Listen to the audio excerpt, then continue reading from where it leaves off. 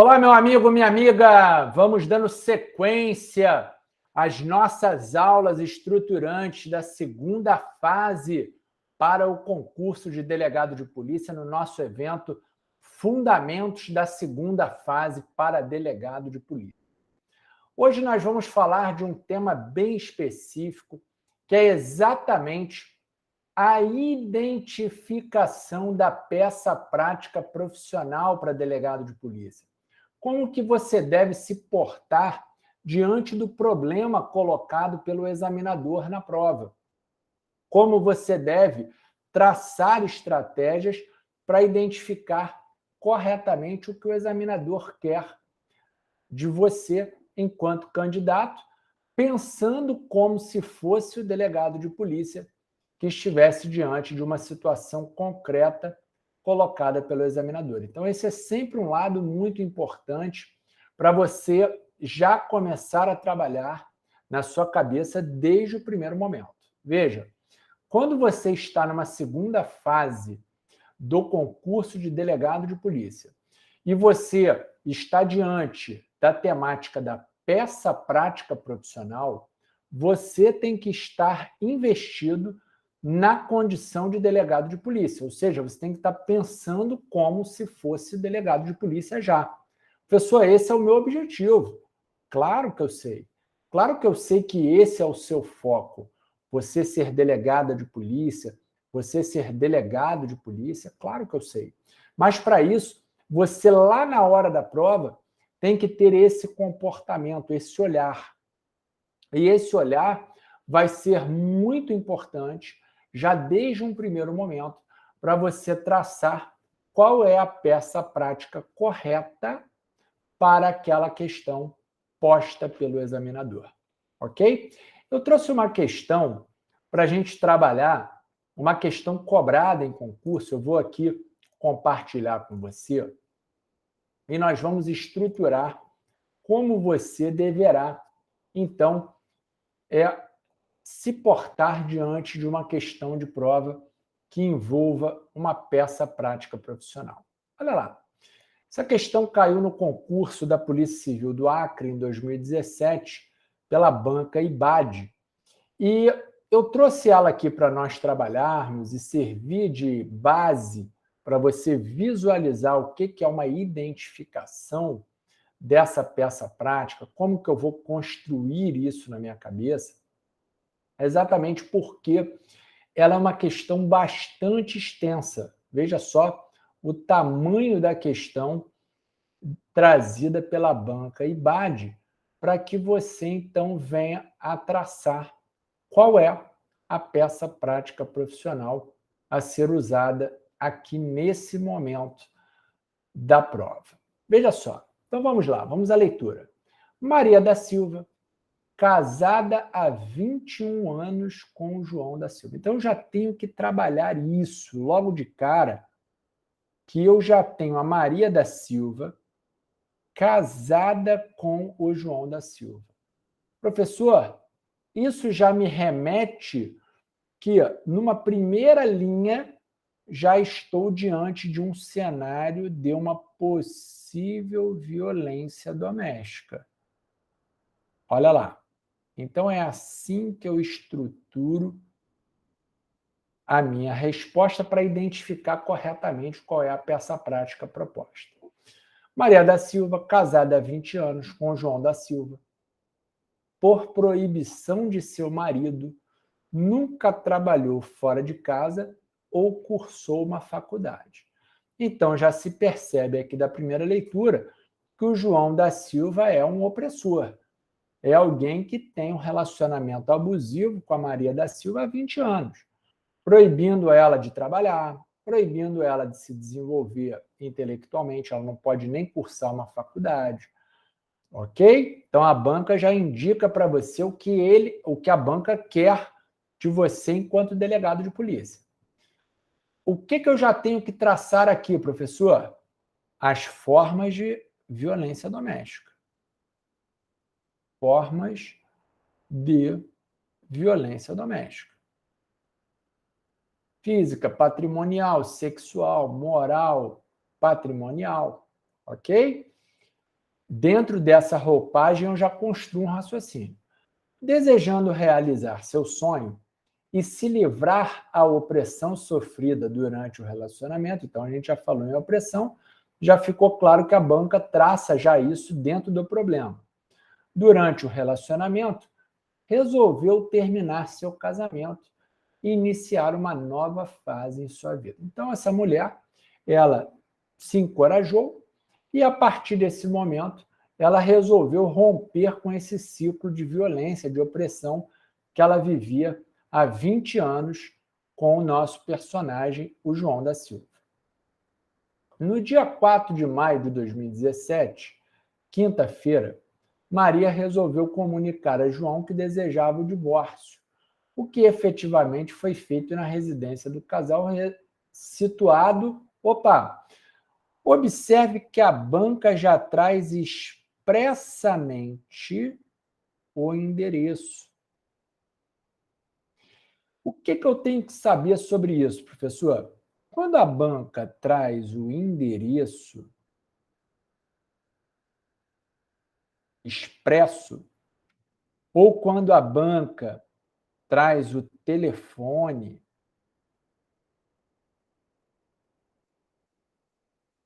ou quando a banca traz, por exemplo, um endereço de e-mail,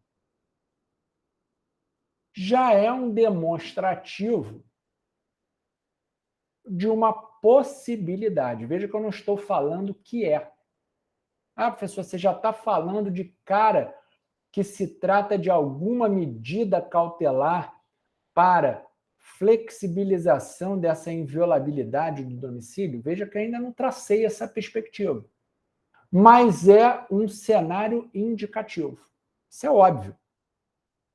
Se a banca fala de um telefone ou de vários telefones, já é algo a se denotar que estamos diante de uma possibilidade de uma interceptação telefônica, por exemplo. Até porque isso deverá conter no bojo da sua peça prática profissional. Veja, então, que a detecção da leitura do problema é muito importante na hora da realização da peça prática profissional, sem sombra de dúvidas. Se você estiver atento aos detalhes, você terá muito menos dificuldade em identificar qual é a peça prática profissional. Vamos seguir. João, então, agrediu Maria com um soco no rosto. Já tenho aqui, então, um campo vital. Qual é o campo vital aqui? Crime. Eu já tenho, então, um cenário do direito penal necessário à peça prática profissional. Na peça prática profissional, eu não tenho só que estar preocupado com o direito processual, mas sim também demonstrar para o examinador que eu domino qual foi ou quais foram as práticas delituosas cometidas por aquele indivíduo, até mesmo para saber gradação de pena. Se, por exemplo, daquele crime praticado é possível determinada medida cautelar ou não, e assim sucessivamente. Então, quando ele fala em agredir o rosto, com agredir a vítima, Maria, com um soco no rosto, eu tenho que avaliar. Peraí, ela está lesionada ou não? Olha lá, esta mesmo lesionada. Então, já tem qual crime? Qual crime? Lesão corporal. Em âmbito de violência doméstica. Lesão corporal em âmbito de violência doméstica. Reafirmou seu intento em se divorciar de João, que, resignado, sacou um objeto semelhante a uma arma de fogo de sua cintura. Veja, objeto semelhante. Observe que aqui tem um campo de dúvida. Dúvida. Qual é a dúvida, professor? É ou não é arma de fogo? Esse é o contexto. Essa normalmente é a narrativa da vítima trazida numa primeira análise, por exemplo, num boletim de ocorrência, num registro preliminar da ocorrência. Olha, eu nunca vi ele armado, mas me pareceu que quando ele sacou era algo que brilhava, era algo parecidíssimo, um objeto muito semelhante a uma arma de fogo. É uma dúvida. João, então, irresignado, sacou um objeto semelhante a uma arma de fogo de sua cintura, dizendo que não era homem para ser abandonado, que casamento seria para a vida toda e que o relacionamento só terminaria com morte. Opa, aqui eu tenho uma ameaça. Então, quando ele fala, professor, então no âmbito penal, eu tenho lesão corporal, violência doméstica, eu tenho ameaça, violência doméstica. E eu tenho um possível porte ilegal de arma de fogo. Eu tenho que avaliar se é de uso permitido, uso restrito, ou se é porte de arma, que eu não tenho essa certeza. Lembra que eu tenho a dúvida? Olha aqui, ó. Eu tenho a dúvida. A ferramenta da ameaça, né, o contexto da ameaça, está também dentro do cenário do porte de arma. A arma de fogo seria uma das formas, um dos instrumentos para perpetrar essa ameaça aí. Mas a ameaça foi falada. Ele fala que o casamento é para a vida toda e que o relacionamento se terminaria com morte. Ele fala. Então ele verbaliza. Então a ameaça não está dependente se é ou não arma de fogo. A arma de fogo seria um crime autônomo aí. Tudo bem? Atenção para isso, hein? O fato foi presenciado pela filha do casal, Clara, de 13 anos de idade. No dia seguinte, 5 de maio, sexta-feira, Maria compareceu à Delegacia Especializada de Atendimento à Mulher, a DEAN, narrando o fato. Então, essa aqui é a narrativa da Maria. A narrativa da Maria foi trazida aqui pela questão. Narrando o fato que foi reduzido a termo em depoimento próprio, esclareceu que, embora João sempre a tivesse oprimido moralmente, lembra que eu falei? Formas de violência? Lembra que eu falei que você tinha que contextualizar que estava no âmbito da violência doméstica?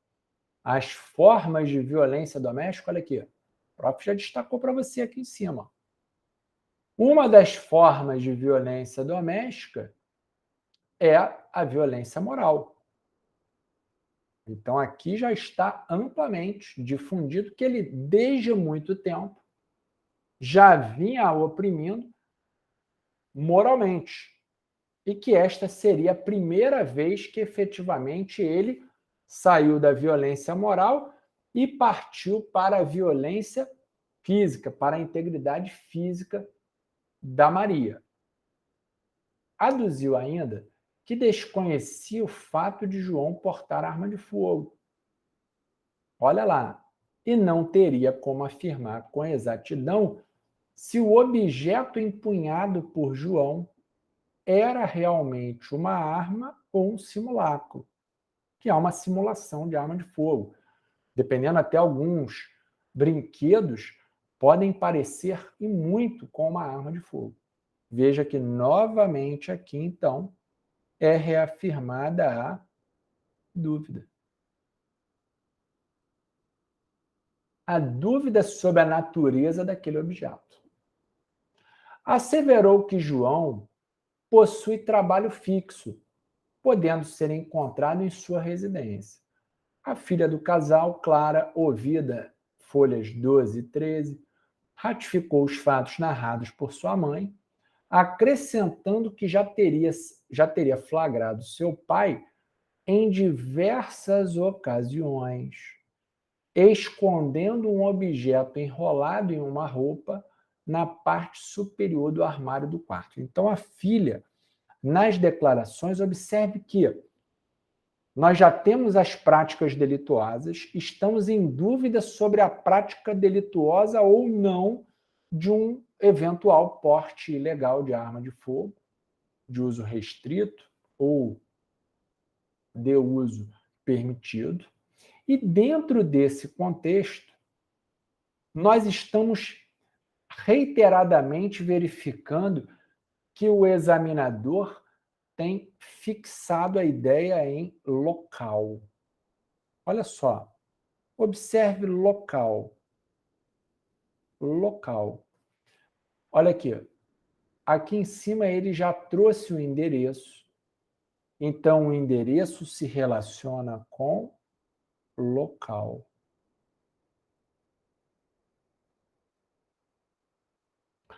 Local. Local aqui agora mais específico. Qual local mais específico? Aonde o pai esconderia essa arma de fogo, trazido pela filha Clara.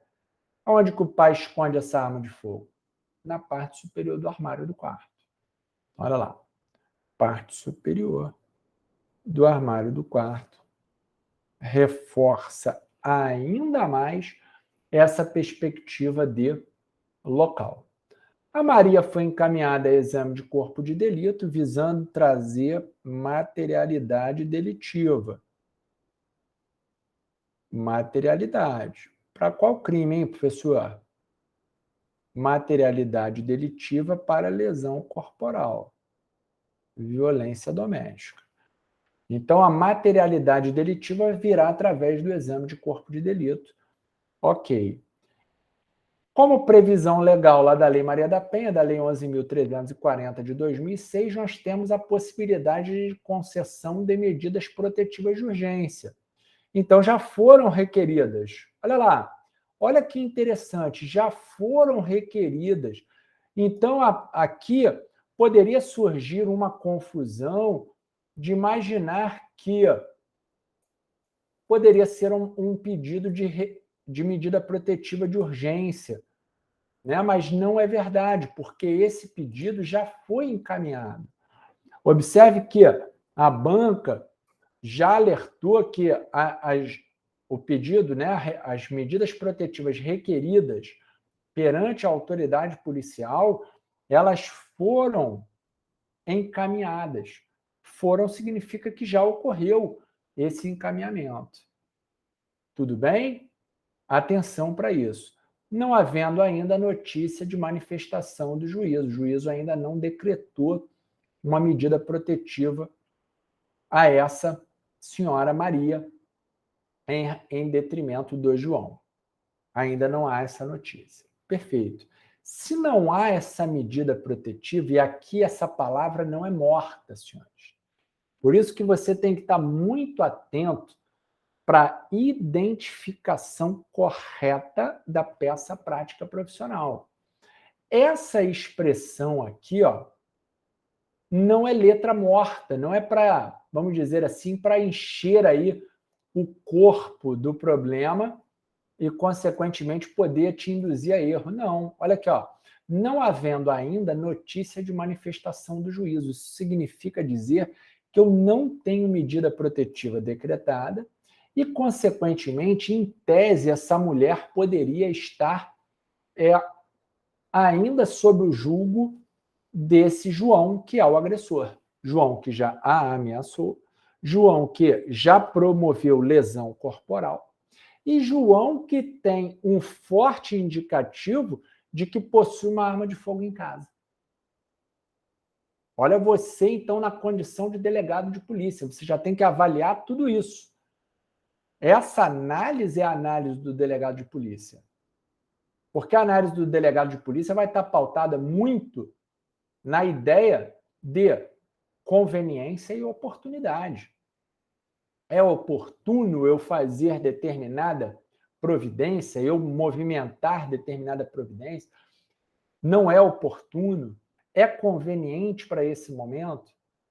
Veja que essa análise, esse mérito acerca da investigação, o juízo de conveniência e oportunidade fica a cargo do delegado de polícia. E tudo isso chega até você para que você faça essa análise.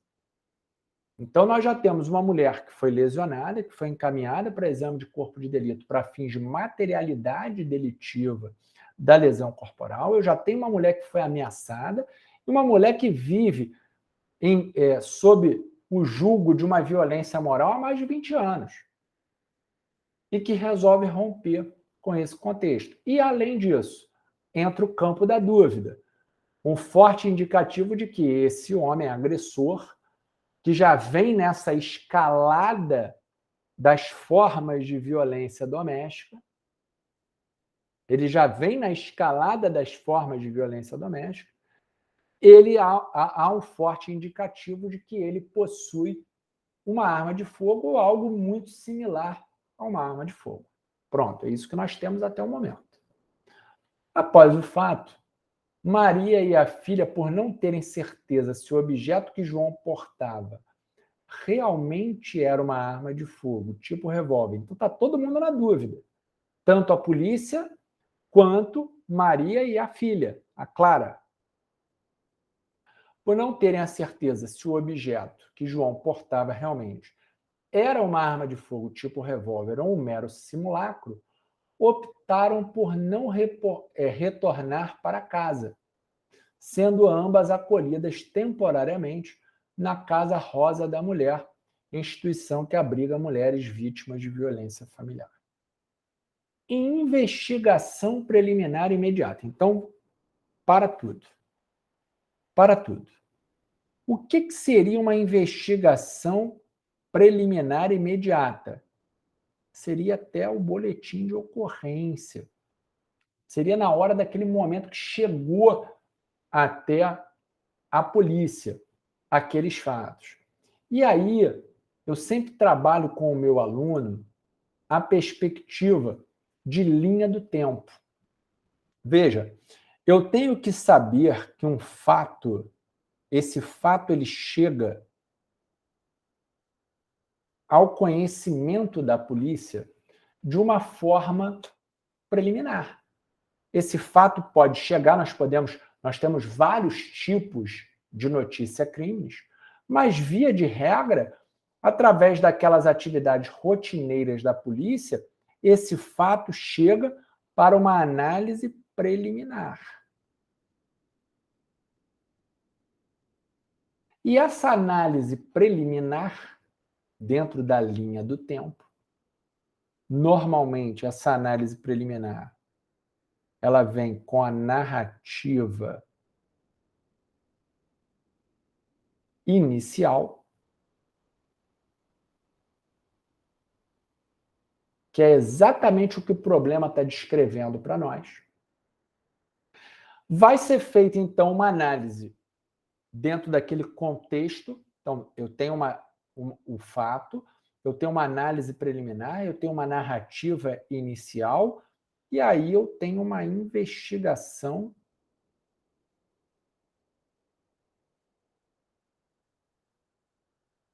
preliminar.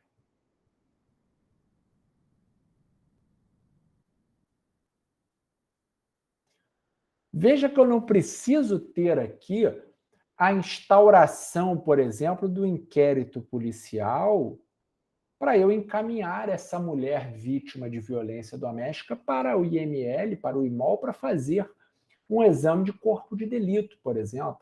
Eu não preciso ter um inquérito instaurado. Eu não preciso ter um inquérito policial instaurado para eu encaminhar um pedido, um requerimento de medidas protetivas de urgência. Observe que o inquérito policial, então, ele passa a ser uma medida posterior. Aí, na sequência, eu tenho a instauração do inquérito policial. Isso é muito difícil do candidato visualizar, ele só estudando, dele enxergar que boa parte dessas iniciativas da polícia são iniciativas administrativas ainda dentro de uma contextualização de uma investigação preliminar. E não somente a partir da instauração de um inquérito policial. Aí sim vai ter o desdobramento a partir da instauração do inquérito. Ok? Seria aquela primeira fase da persecução penal. Essa primeira fase da persecução penal, que é essa fase de investigação, ela não está adstrita à instauração do inquérito policial. O inquérito policial é uma das situações presentes na fase preliminar, na fase investigativa, ou na primeira fase da persecução penal. Porque você tem que lembrar que a partir do momento que eu tenho a prática de uma infração penal, nasce para o Estado o jus puniendi, que é o direito de punir. Esse jus puniendi é algo muito vago, é algo que fica pairando pelo ar. Esse jus puniendi ele vai se materializar através do quê? Através da persecução penal. E a persecução penal é subdividida em duas fases. Primeira fase, investigação, que muitos vão pensar que essa investigação vai começar com o inquérito policial, e aí está o grande erro. E a segunda fase, que é a fase da ação penal. Tudo bem? Então, observe que eu tenho a narrativa do fato. Ó. Esse fato vai gerar uma análise preliminar, uma narrativa inicial e uma investigação preliminar. O próprio ministro Celso de Mello, quando estava no STF, falava, olha, o delegado de polícia ele pode realizar investigações preliminares para aí, posteriormente, ele instaurar inquérito policial. A narrativa de uma mulher, por exemplo, imagine que a Maria chegou na delegacia de polícia de madrugada, num plantão policial da delegacia da mulher. Tem que instaurar inquérito policial para ouvi-la, para ouvir a filha, para encaminhar pedido de medida protetiva, para encaminhar ela para o IML ou IMOL para fazer exame de corpo de delito.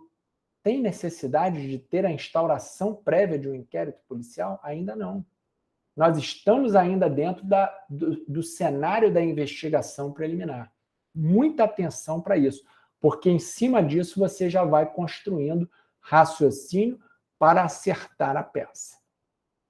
Vamos lá, vamos retornar então à narrativa lá. Olha lá, investigação preliminar. Pô, professor, olha lá. Olha a investigação preliminar aí. Mas foi uma investigação preliminar que demorou dias? Não, foi imediata. Começou imediatamente. Restou demonstrado que João não possui outras anotações em sua folha de antecedentes criminais, conforme certidão juntada em folhas 12, nem o registro de arma de fogo em seu nome, certidão de folhas 13. Então, aqui já se observa que caso ele tenha, de fato, a arma de fogo, essa arma de fogo é clandestina. Veja que eu não estou falando se ele tem ou não. É porque eu não sei.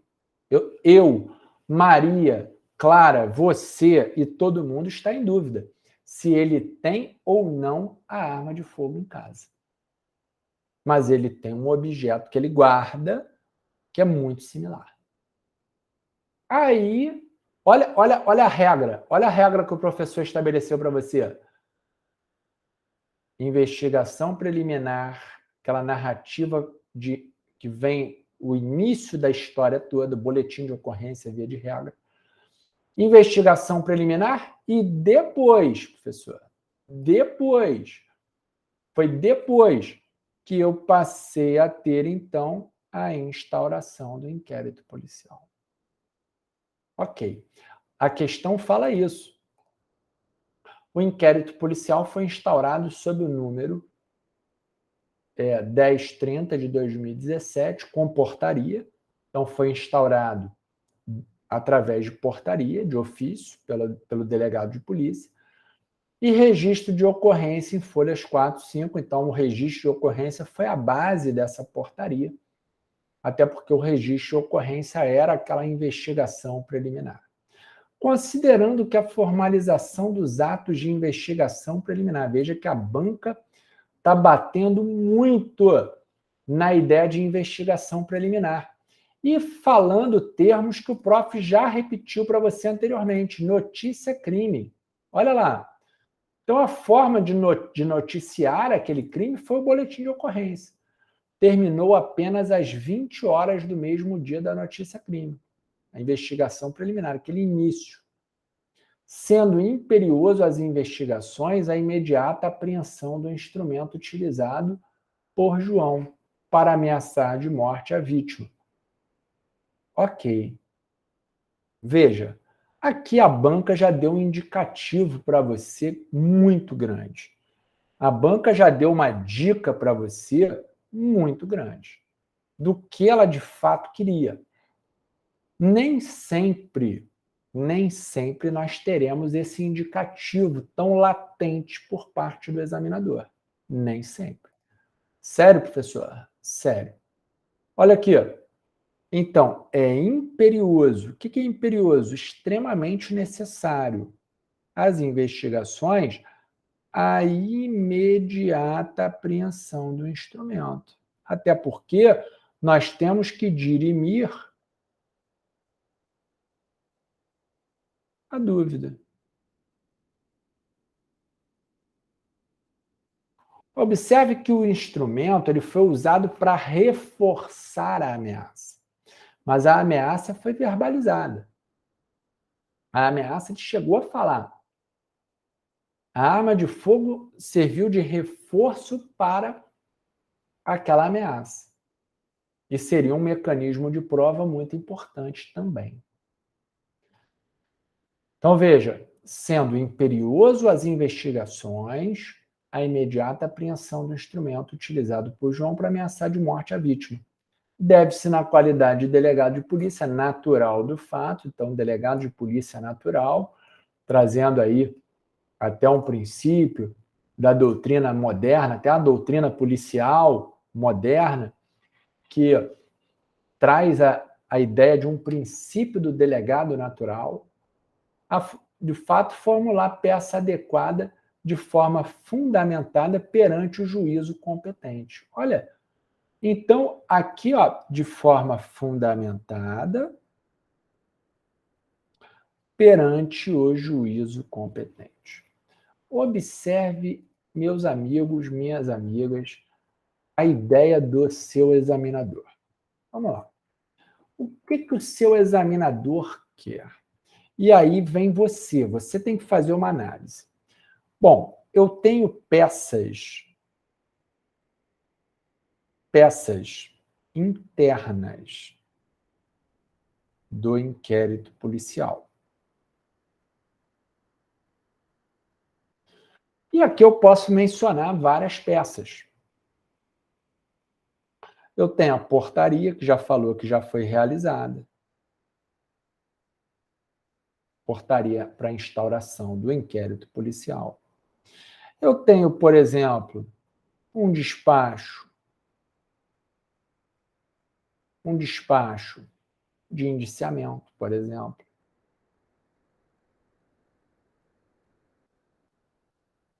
Lá nos termos da Lei 12.830, né, a lei da investigação conduzida pelo delegado de polícia. Eu tenho aqui outros despachos, por exemplo, os despachos de expedientes.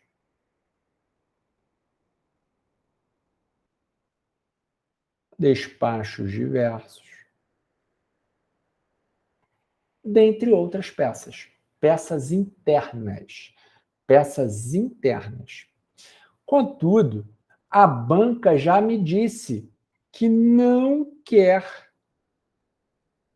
peças internas. A banca já me falou, quando ela fala que eu tenho que formular uma peça e endereçar essa peça ao juízo competente, ela já está me falando, ela já está me sinalizando, ela, banca, que ela não está se relacionando a essa modalidade de peça. Qual peça? Peça interna do inquérito policial. Eu lembro, por exemplo, da prova de 2019 do Espírito Santo, em que depois a prova foi anulada, mas foi cobrada uma portaria, uma peça que há muito tempo as pessoas não estudavam. E era uma peça interna do inquérito policial. Peça de instauração. É um ato administrativo que vai inaugurar a investigação de forma formal, através do inquérito policial. Então, a pessoa estuda para delegado de polícia, mas ela só estudava representações. Ela não estudava as peças internas do inquérito policial e, com isso, fragilizava o seu desenvolvimento numa questão de prova, caso fosse arguído, como caiu lá no Espírito Santo. Tudo bem? Então, o que eu tenho que trabalhar? Se ele já está falando que nós estamos diante de uma peça na qual nós temos que formular um pedido, né? A medida adequada, uma peça ao juízo competente, eu tenho que fazer a análise. Vamos lá. E a análise perpassa, meus amigos, pelo momento da investigação. Momento da investigação.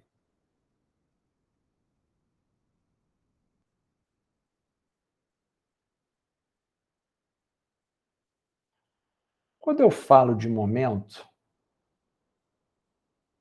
eu tenho que realmente interpretar uma linha do tempo. A linha do tempo é, sem dúvida alguma, uma ferramenta maravilhosa no âmbito das peças práticas. Aliás, em tudo em direito penal, em processo penal, eu gosto de adotar a linha do tempo, porque ela me permite estabelecer um juízo de tempo e de espaço. E acerca daquilo, eu evito erros, por exemplo, que eu não cometeria caso não tivesse materializado isso através de uma linha do tempo. E você não vai perder muito tempo na prova fazendo a linha do tempo. Na linha do tempo, no início de uma investigação, e nós já sabemos que o caso concreto é um caso ainda embrionário, ainda inicial. Imagine você que a mulher, lá a questão fala que ela foi lesionada. E aí vem o laudo pericial mais à frente e diz, olha, não houve lesão corporal. Então não dá para precisar que essa investigação já está no final. Essa investigação, a própria banca reafirmou em diversos momentos, olha aqui, a terminologia investigação preliminar.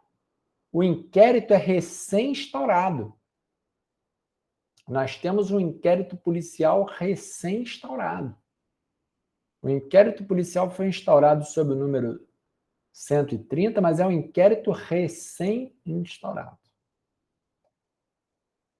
E aí, dentro desse contexto, eu tenho que traçar. Bom,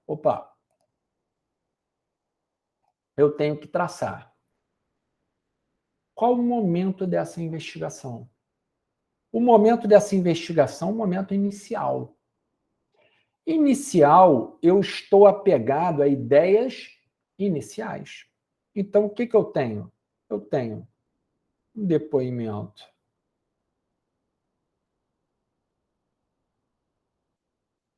da vítima, eu tenho um depoimento da filha, né? A versão da filha,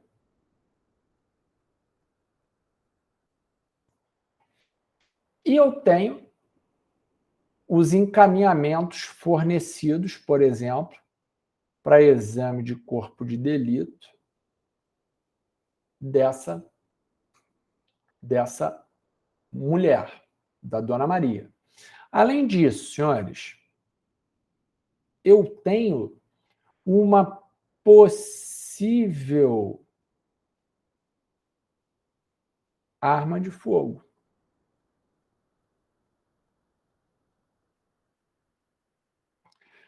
E, além disso, eu tenho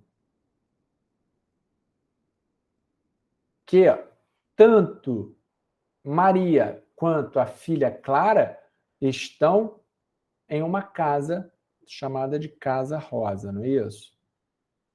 Pois elas têm receio, elas têm temor, têm medo de que lá no interior da casa nós tenhamos uma arma de fogo. Veja que eu estou no início. Se eu estou no início, aí você vai falar, poxa, professor, caberia uma prisão temporária aqui para ele? Não, porque a prisão temporária lá da lei 7960 de 89 tem um rol específico. E nem ameaça, nem lesão corporal estão inseridas dentro do contexto da prisão temporária.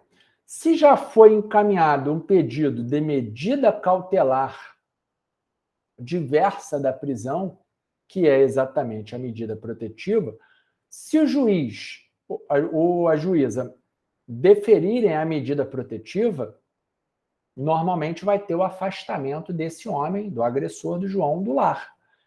E se ele descumprir, aí sim, nesse caso, seria uma das situações plausíveis de uma prisão preventiva. Então, observe que eu estou no início de uma investigação, mas eu tenho que saber quais são as medidas possíveis para esse cenário. Então, vamos lá. Eu tenho as medidas cautelares.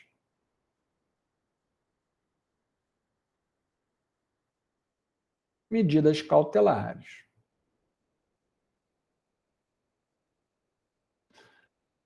Ok. Essas medidas cautelares, já que a banca me deu aí uma colher de chá, indicando que ela queria que você, na condição de delegado de polícia ou de delegada de polícia, encaminhassem para juízo, né? Ou seja, ajuizassem um pedido fundamentado, nós estamos diante, certamente, aqui de uma medida cautelar. Até porque, se vai encaminhado ao juiz de direito, é porque nós estamos diante daqueles casos que nós temos a reserva de jurisdição. O que é reserva de jurisdição? É aquele poder dado ao magistrado, inerente à jurisdição. Como é que ele adquire jurisdição? Com a investidura no cargo. E esse poder, denominado reserva de jurisdição, é reservado a ele exatamente para permitir flexibilizações de direitos e garantias fundamentais. Por isso, a medida cautelar ela é encaminhada ao juiz de direito, para que esse juiz de direito possa, então, flexibilizar direitos e garantias fundamentais, até porque você sabe que os direitos e garantias fundamentais não têm natureza absoluta, são sempre relativos. E aí eu tenho as medidas cautelares de natureza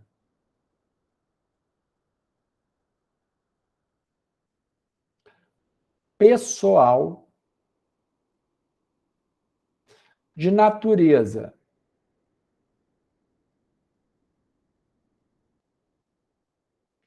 probatória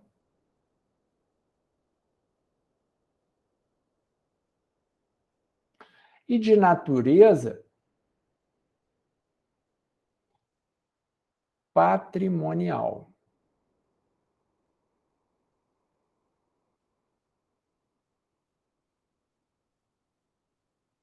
Patrimonial. As medidas cautelares de natureza pessoal, né? O que seria uma medida cautelar de natureza pessoal, professor? Prisão. Prisão. Aqui a regra é prisão. Pessoa, em que pese a prisão ser exceção, óbvio. O juiz, primeiro, ele vai avaliar sobre a medida protetiva de urgência. Se ele verificar que a medida protetiva de urgência é ineficaz para o João, no nosso caso concreto, aí ele poderá decretar a prisão preventiva do João. E a temporária? Não, a temporária não cabe, porque o rol da prisão temporária é um rol taxativo, então não cabe prisão temporária. Tudo bem? Não é o caso concreto, não é isso que nós estamos verificando ali ao longo do problema lido por nós. Não vejo que o examinador esteja falando que o João fugiu, que o João já renovou novas ameaças, que o João está coagindo testemunhas eventuais, que o João ligou para a filha ameaçando, para a Clara, falando que vai matar a Clara na saída da escola. Não vi nada nesse sentido que ensejasse a possibilidade, por exemplo, de uma decretação de uma prisão preventiva. Olha como é que eu identifico a peça. Aí eu vou para o outro cenário das medidas cautelares. Quais são? A medida cautelar de natureza probatória. É aquela medida cautelar que visa provas. Então, aqui eu tenho, por exemplo, né, a interceptação telefônica, a busca e a apreensão. A busca e a apreensão, olha só. Então, a busca e a apreensão, ela tem natureza probatória.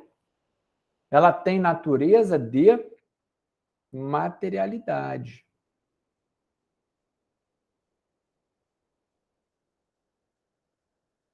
Então, vai ser concedida uma busca e apreensão para, por exemplo, apreender determinado documento.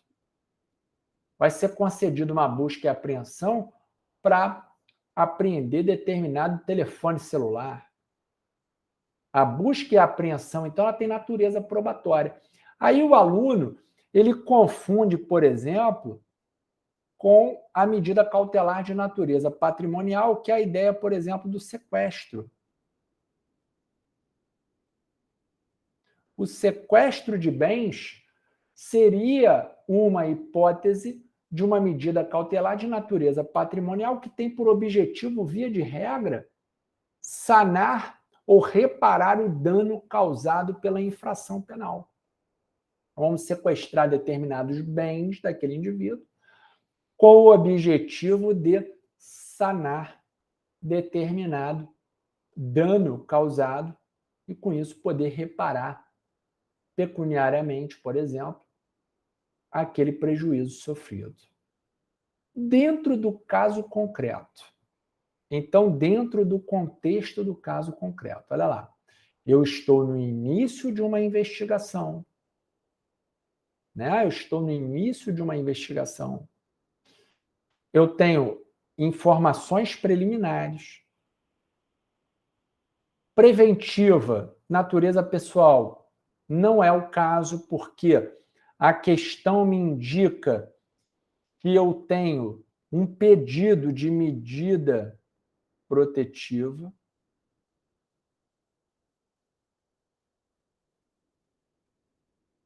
Que ainda não foi julgado. Tudo bem? Então, a preventiva não era uma medida que é adequada, até porque, como eu falei, não foi nesse sentido que o examinador trouxe a questão. O cunho inicial aqui, por exemplo, uma busca e apreensão, ela dificilmente vai ser decretada aqui no final de uma investigação, próximo ao relatório final do inquérito policial. Dificilmente. Dificilmente eu vou ter uma busca e apreensão no término da investigação. Então, a medida de busca e apreensão, por exemplo, é uma medida do início. Ó, busca e apreensão é uma medida plausível no início da investigação, até mesmo para reforçar aquilo que foi alegado. Até então está no campo da alegação, não estamos em nenhum momento duvidando da vítima nem da filha, mas a localização dessa arma, que é um campo da dúvida, nós não temos essa dúvida? Se eu tenho uma possível arma de fogo, nós falamos ali durante a leitura do problema acerca da dúvida. E a busca e a apreensão seria, de fato, a medida cautelar adequada, na minha ótica, para esse caso concreto. É uma medida de início de investigação. Veja, é uma regra absoluta, professor. Eu não posso ter uma busca e apreensão no final de uma investigação? Não, não é isso que eu estou falando. Mas, em 98,8% das vezes, a busca e a apreensão ocorrerá no início de uma investigação. Não vejo que o cunho é uma medida cautelar de natureza pessoal, não vejo que seja isso que o examinador queira. Também não é uma medida cautelar de natureza patrimonial que ele queira sanar patrimonialmente um dano causado, não é isso, mas sim uma medida cautelar de natureza probatória. E aqui eu identifico para você como sendo a busca e a apreensão a medida correta para esse caso concreto, e a busca e a apreensão, e aqui eu tenho que lembrar de alguns contextos. Então, eu vejo a busca e a apreensão como sendo um contexto importante. Observe. Aqui nós temos a ideia de flexibilização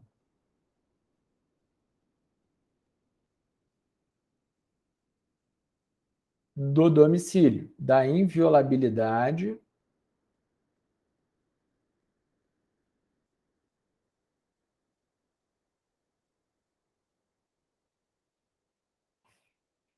do domicílio.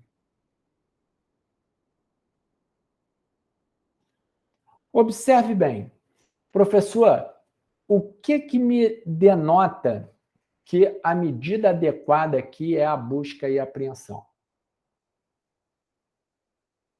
O fato da Maria e da Clara não estarem na residência. Porque se a Maria reside naquele endereço, também residia, ela poderia abrir a porta aos policiais, com o objetivo da busca daquela arma de fogo. Contudo, ela não está. E aí, a inviolabilidade do domicílio do João existe, mas não é um direito absoluto, que vai poder ser flexibilizado através do quê? Através do mandado de busca e apreensão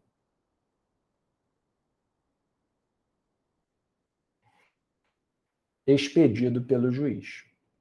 Ok, esse mandado de busca e apreensão, o que você tem que lembrar?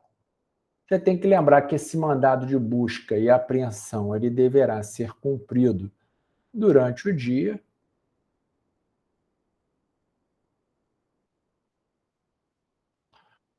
e deverá ter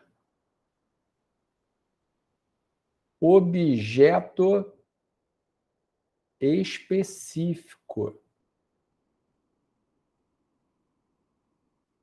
Exatamente para rechaçar aquilo que os tribunais superiores já rechaçam, mas que foi algo muito usual num passado não tão longínquo, que é exatamente o mandado de busca e apreensão genérico. Aquele mandado que autorizava a apreender qualquer coisa. Aqui o objeto específico nós temos. Qual é o objeto específico? A arma, a possível, né? Melhor dizendo,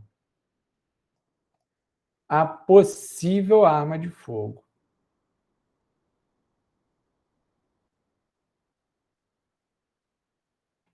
Possível arma de fogo.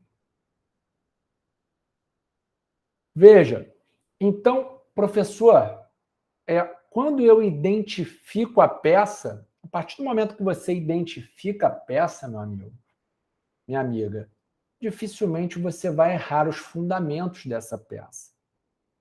É óbvio que você vai treinar, você vai fazer a ideia de um estudo correto para a segunda fase, mas desde o início saber o que deve conter em uma representação pela busca e apreensão, lá nos termos do artigo 240 e seguintes do CPP, e a partir disso você acertar a peça e estruturar a peça da maneira correta. Mas o principal, quando nós estamos diante de um problema grande, o que é, professor? Identificação da peça. O que ele quer? O que ele quer? Ele não quer uma prisão preventiva, até porque, por exemplo, se a gente for levar em consideração o que o professor Paulo Rangel fala, o professor Paulo Rangel diz que a prisão preventiva se o delegado de polícia representa por uma prisão preventiva, isso significa dizer que aquele inquérito policial ele já está pronto. Então, a prisão preventiva não é de cara uma medida de investigação preliminar. Ok? Não cabe temporária, então medida pessoal já dificulta. Eu tenho uma medida cautelar diversa da prisão em curso, que é a medida protetiva de urgência. Está em curso, ela não foi julgada ainda. Olha que interessante, então, a construção. E aí eu chego na identificação da peça. Bom, não estou falando de medida cautelar de patrimonial, que visa reparar um dano. Não. Eu estou falando de provas. Eu tenho que trazer provas. Para isso, eu, delegado de polícia, encaminhei essa mulher para fazer exame de corpo de delito. Eu, delegado de polícia, já estruturei para que essa mulher fosse para uma casa chamada de Casa Rosa, para não retornar ao cenário de agressão. Mas eu, delegado de polícia, além de proteger essa mulher, também tenho que trazer mais provas, robustecer mais esse inquérito policial sobre essa ameaça. Porque, em que pese o João tenha verbalizado a ameaça, dizendo que isso terminaria em morte, que esse relacionamento terminaria em morte, se eu apreendo a arma de fogo que ele sacou da cintura, em tese a arma de fogo, se essa arma de fogo é apreendida, aí, de fato, isso está materializado. Então, a medida cautelar exigida aqui pela nossa peça prática, sem dúvida alguma, é uma medida cautelar probatória. Tudo bem, meus amigos? Olha que interessante. E a partir disso, eu vou construir, então, a minha representação pela decretação da busca e apreensão domiciliar. Flexibilizando, assim, através da reserva de jurisdição, quando eu encaminho para o juiz de direito, excelentíssimo senhor doutor juiz de direito da comarca X, Y ou Z, eu estou representando ao juiz de direito para que ele, no uso da reserva de jurisdição, delibere se vai ou não flexibilizar, no caso, o direito constitucional da inviolabilidade do domicílio. Olha que interessante. Diante desse cenário todo, eu identifico qual é a peça prática profissional a ser utilizada por mim no contexto prático.